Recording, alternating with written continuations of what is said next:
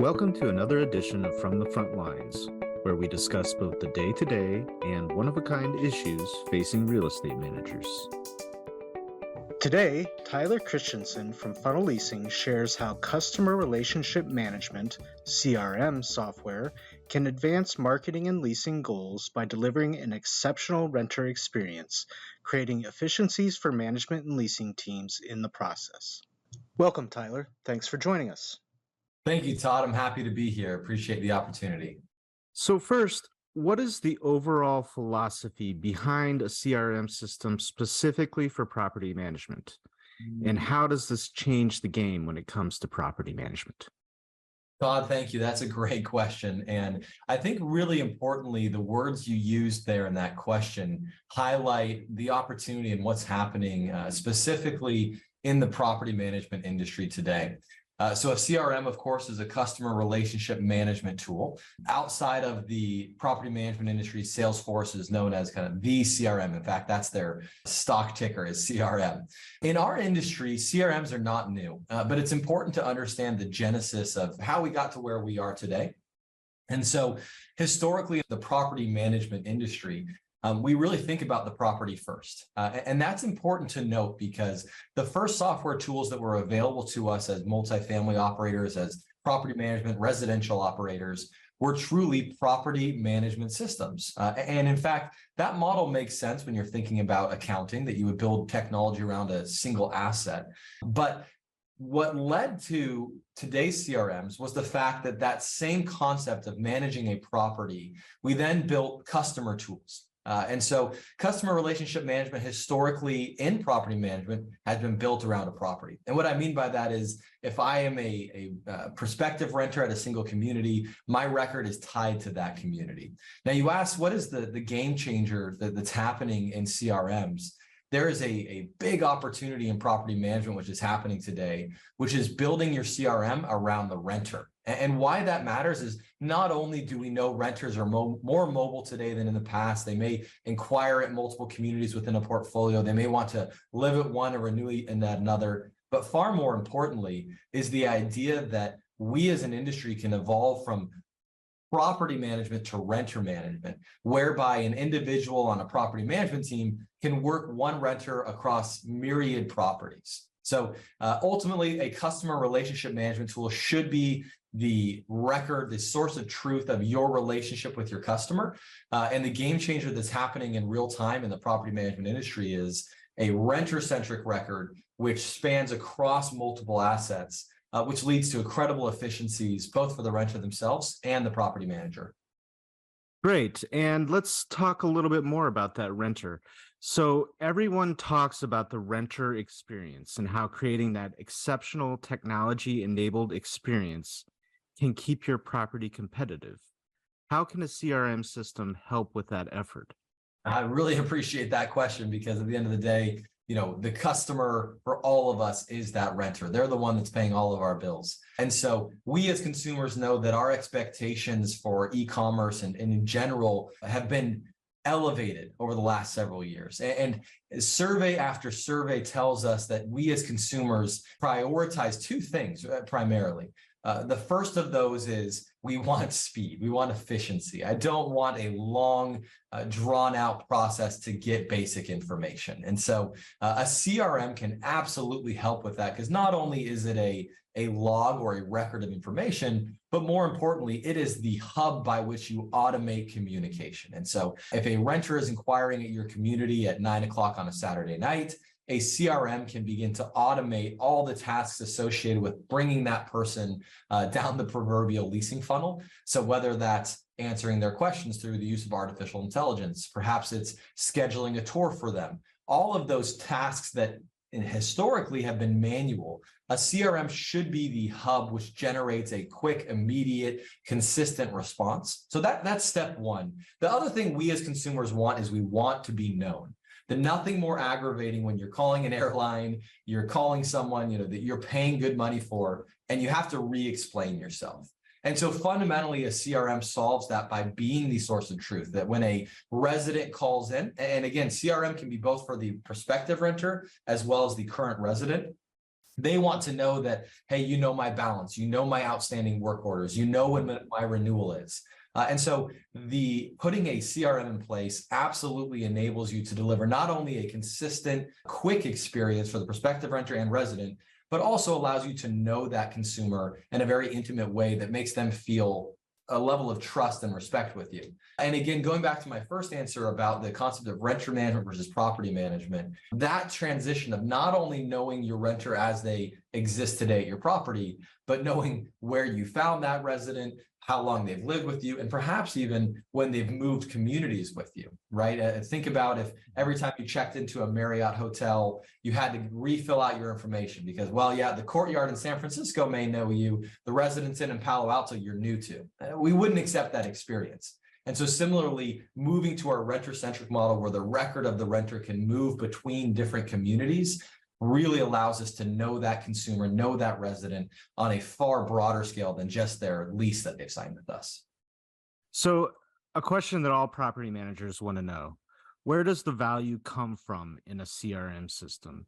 And if you could talk about those tangible dollars and cents benefits and the intangible or indirect benefits that contribute to overall value. Really great question there, Todd. I mean, that's certainly something in this softening market that every operator is going to be asking themselves is, is there an ROI associated with this product? And if not, it probably gets cut from the list. That line item doesn't need to be there if we can't tie it to a direct value. And in fact, we had a customer, they've spoken publicly of using us, they're a public REIT, who for many years did not use a CRM. And I was surprised because CRM historically is table stakes in a technology stack. But it really spoke to the level of commitment to value this REIT had, where they said we could not draw an ROI from implementing a CRM, and therefore we didn't have one. And so then to your question, how can a CRM really define that value, especially tangibly? So this customer, we were fortunate to partner with them in deploying our CRM product. And on their public earnings calls, they've associated the use of our CRM with a savings of $4 to $5 million a year. And often you'll hear a lot of technology providers throw out numbers, maybe not to that extent, but I certainly think we all should question them if you can't, with a very small amount of common sense, figure out where those cost savings come from. So let me highlight in this case, this REIT was able to save $4 to $5 million a year because they moved from a model of property-centric leasing. Again, going back to that concept of all their functions at the property were tied to managing residents only at that single community. And implementing a renter-centric CRM, they were able to restaff their business in a far more efficient way, a model which allowed them to share resources across multiple assets. And then therefore, the proportion of associates to units dramatically improved for them, where they were able to eliminate the assistant community manager role. And they didn't come in and just fire people. What they did is they offered specialized roles that were cross-property. And that specialization, along with automation, as we referenced earlier, allowed them to tangibly have north of $4 million a year in savings. So obviously, it's a very large REIT, tens of thousands of units. But the numbers are similar that if you think about your staffing model, and historically in multifamily and in property management in general, we've been tied to a ratio of associates to units. Often in professional multifamily, it's 1 to 100. I need one associate, a leasing person, an administrative person for every 100 units I manage. Well, that's true if you're really working at a single property level. But if I begin thinking about my portfolio of assets and the workflows that can be shared across those, we've seen our partners be able to significantly reduce that ratio far below the traditional 1 to 100 ratio. So obviously some of that value comes from the relationship with the renter, but some comes from replacing traditional property management functions and processes. So what are some of those property management functions and processes that a CRM system like Funnel Leasing can automate? I think that is the right question to start with is if you are just looking for a new mousetrap in the old process, you're not likely to yield the benefits you hope to achieve. Rather, we really need to start back as we started in this conversation with the renter experience themselves. And a parallel I will draw is in the automobile industry, Tesla obviously has been a very disruptive car company, has achieved tremendous market value. And we talk about their great vehicles. The vehicles, electric vehicles, it will have a lot of competition in the coming years. The bigger disruption that's allowed them to really thrive and achieve such a great market value is the fact that they have built their sales process around the consumer experience. It's a one-to-one direct relationship. And you actually can't buy a vehicle at a dealership, at a franchise. You have to buy it directly from them online. And turns out consumers like that. And similarly, we have seen with our partners, much of our processes in the property management industry are built around best practices historically for property managers, not necessarily around the renter's preferred path. A quick example of that would be many of our REIT partners that use us as a CRM had a very defined standard operating process as it related to tour scheduling. One of these partners, when we first started working with them, all of their tour calls would go to a centralized call center. And on average, it took 8 minutes for a prospective renter to book a tour. And I don't know about you, but that's just far too long for me as a consumer. With the combination of technology, as well as efficient reorganization of their processes and their teams, that call time now is closer to 2 minutes. And the majority of renters don't even call. They self-schedule the tour themselves on the website. And so that's an example that we have seen is really rethinking tours, providing optionality to your consumers. And ultimately, especially in this market, we're going to see that optimization continue going down the leasing funnel, where today there's been a lot of focus on tours, touring technology, improving that for the consumer. We believe there will be a lot of the work done now on the leasing experience, making it much shorter to be able to lease an apartment. Today it takes hours and hours and hours, again, similar to trying to buy a used car.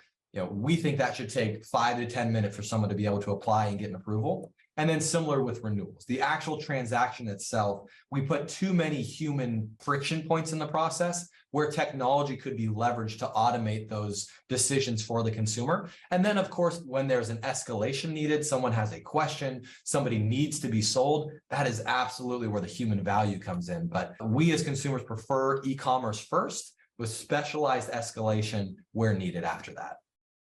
Can you take us through a couple of use cases from among your clients? And why did they decide to implement a CRM system, and what benefits did they realize?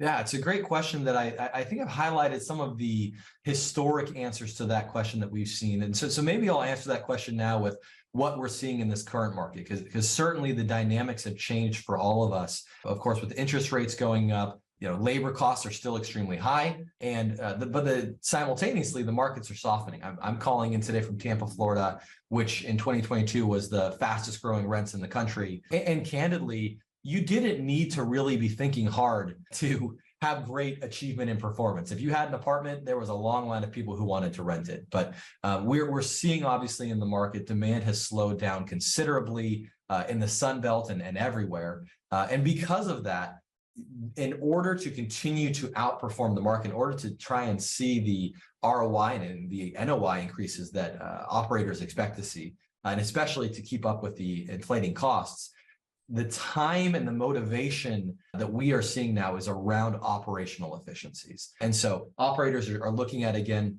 rents are not going up, 10 to 20%. Costs are still going up. What can we do? So that is the primary motivator, is looking at that, as I referenced earlier, employee to unit ratio. And I really want to emphasize, it is not a cold-hearted, we want to just do more with less. These positions are historically hard to fill.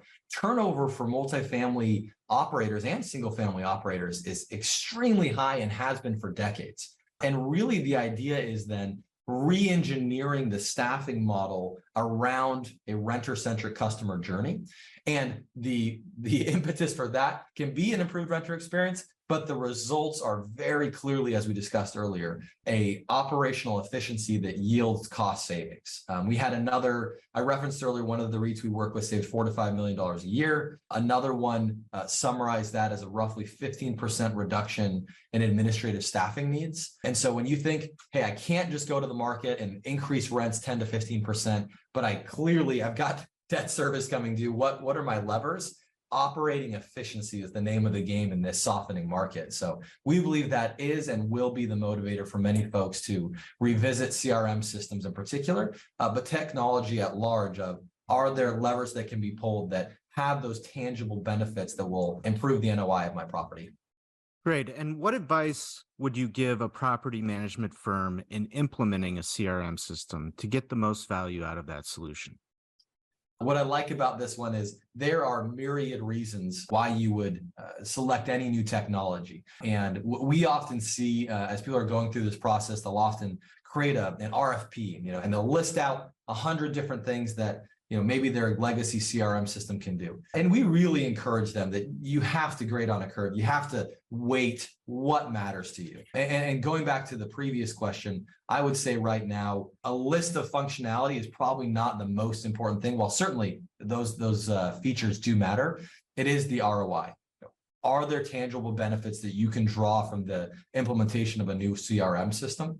And every operator is going to be unique, right? Some operators have high amounts of geographic density, and they need to really optimize for cross-selling, right? And shared leasing teams. Other organizations, we were visiting a customer recently, are 100% focused on high renewal rates because of the makeup of their properties and the regulations in their markets. So identifying which levers you can pull for your organization to achieve that success, and then correlating that to the decision. For instance, we work with some third-party managers who don't want to change their property management system, their accounting software. And therefore, they've prioritized an agnostic CRM, one that can work with multiple PM softwares.